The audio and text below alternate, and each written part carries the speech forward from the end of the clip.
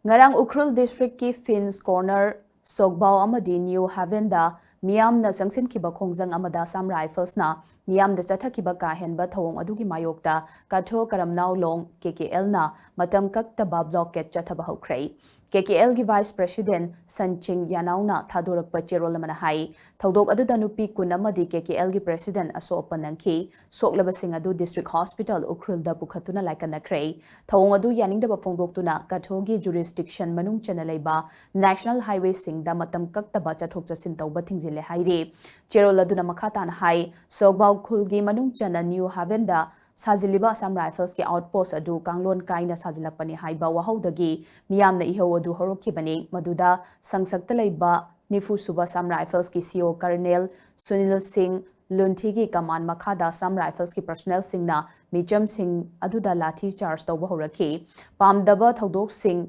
Yauhandana ingna chikna protest tawjariba micham singda Assam Rifles na chatharakiba ka henba thawong adu laibak thibani thodok adu da Assam Rifles ki commanding officer na micham da thang paiduna ki hanbagi thawong phawba chathaki Assam Rifles ki personnel adu yu ngauduna leramba sumiyam na thengnaki Assam Rifles na chatharakliba thawong ase fundamental human rights khongoina bani makhoina chatharakpa thawong sing asigi matungina Assam Rifles ki mathakta miyam na non cooperation movement chatharagani KKL na chathariba blockade asida emergency healthcare essential service amadi media personnel singdi council loi khongjang asida tangkhul nagalong amadi tangkhul sanaulong yauna apex body singna su saugat piu haina cherola sina makhatana phongdorakli